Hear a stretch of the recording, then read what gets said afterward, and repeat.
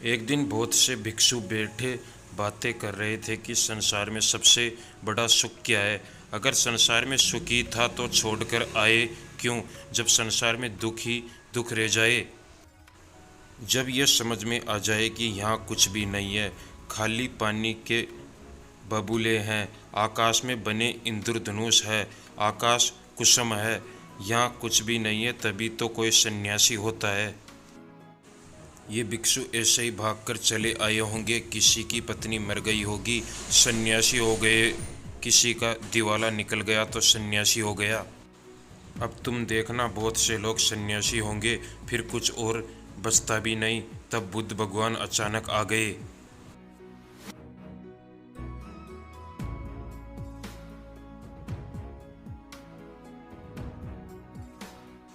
पीछे खड़े होकर उन्होंने भिक्षुओं की बातें सुनी, फिर कहा, भिक्षुओं, भिक्षु होकर भी ये सब तुम क्या कह रहे हो। ये सारा संसार दुख में है, इसमें तुम बता रहे हो। कोई कह रहा है राज्य सुख, कोई कहता है काम सुख दुख में है, इसमें तुम बता रहे हो। कोई कह रहा है भोजन सुख, स्वाद सुख, ये सब तुम जो कह रहे हो क्या कह रहे हो। ये सुनकर मुझे अचंभित होता है। अगर इस सब में सुख है तो तुम यहाँ आ क्यों गए। सुख भी आभास है, बुद्ध ने कहा, दुख सत्य है और सुख नहीं है, ऐसा नहीं, पर संसार में नहीं है।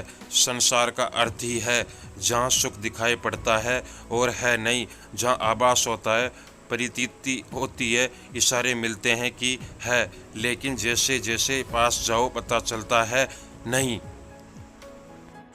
फिर सुख कहाँ है। बोध ने कहा, बोध उत्पाद में सुख है। तुम्हारे भीतर बोध का जन्म हो जाए तो सुख है, तुम्हारे भीतर बोध का अवतरण हो जाए तो सुख है।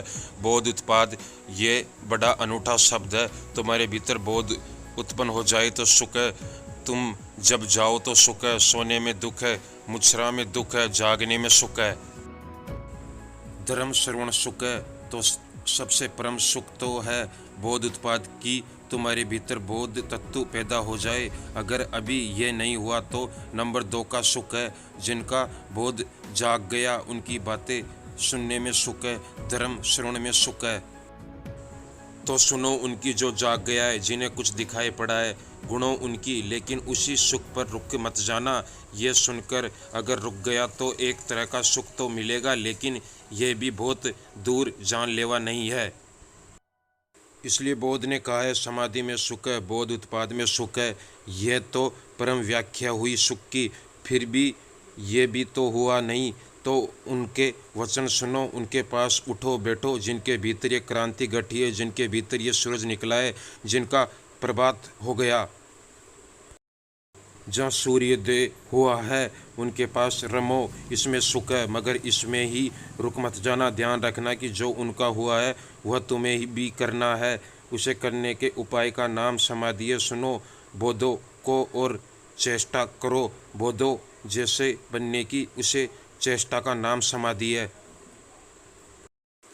सुनो बोधो के वचन, फिर बोधो जैसा बनने की चेष्टा में लगाना ध्यान, समाधि योग, और जिस दिन बन जाओ उस दिन प्रेम सुख है।